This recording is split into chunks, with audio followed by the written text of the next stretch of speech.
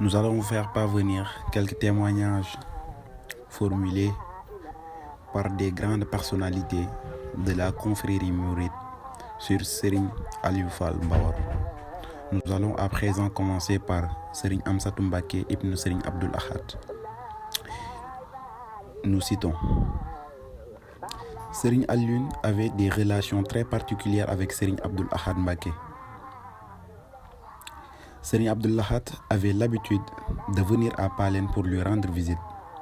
C'est cette tradition que nous venons perpétuer ici, nous, descendants de Serigne Abdoul Ahad.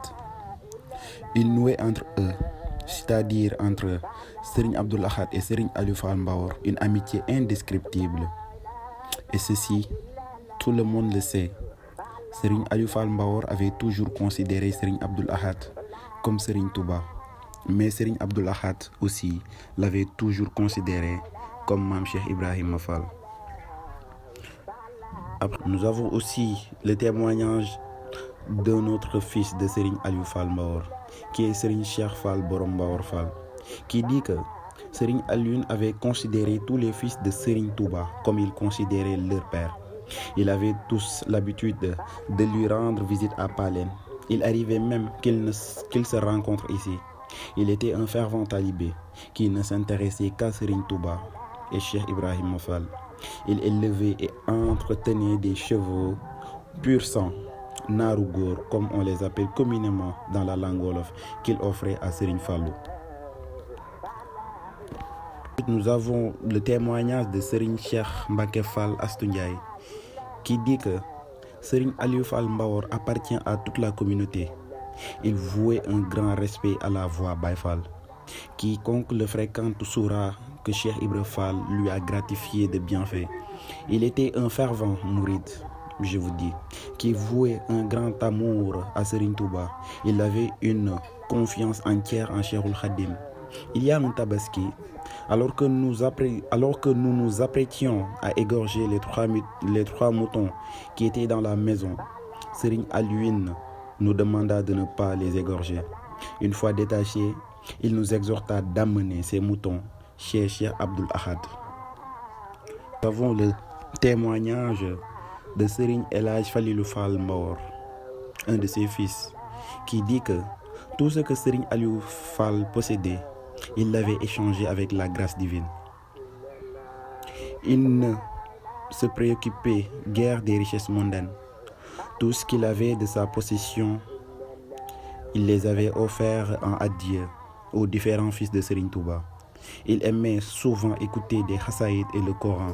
Il passait toute la nuit à l'adoration divine. Je ne l'ai jamais vu dormir la nuit, du moins en ce que je connais de lui. Tout ce que je sais de lui, c'est qu'il était un fervent mouride, dévoué au ndigal. Ensuite, à la suite de Serigne Cheikh Ndoye, on a le témoignage de Sokhna Ndiaye Fall Mortala, qui affirme que Serigne Alioune avait toujours traité les fils de ses frères qu'on lui avait confiés mieux qu'il traitait ses propres fils. Elle affirme également qu'elle-même a tardivement su qu'il n'était pas son père. Un jour, il l'a appelé et lui a remis de l'argent en lui disant: ça, c'est du adieu que je devais à mon guide, ton père, Serigne Mortala. Donc, je te le remets, il te revient pleinement de droit. C'est ce jour, affirme toujours Sokhna Ndiaye Fall, que j'ai réalisé qu'il n'était pas effectivement mon père et que c'est mon frère, Serigne Mortala, qui est bien sûr mon propre père. Et ce, parce qu'il me traitait comme un père traitait sa propre fille. Ensuite, nous avons Serigne Cheikh Ndoye Zikroula, qui affirme que c'est Serigne Aliou qui a allumé en moi la flamme des Zikroula. Un jour, nous raconte Cheikh Ndoye, j'ai failli être battu par Baye Ibrahima Diop après avoir tenté de chanter devant une foule à Touba, marché Ocass. Et arrivé à Palène, Serigne Aliou Fall Mbawar m'avait fait part qu'il a entendu que j'ai frôlé le pire avec le zikr.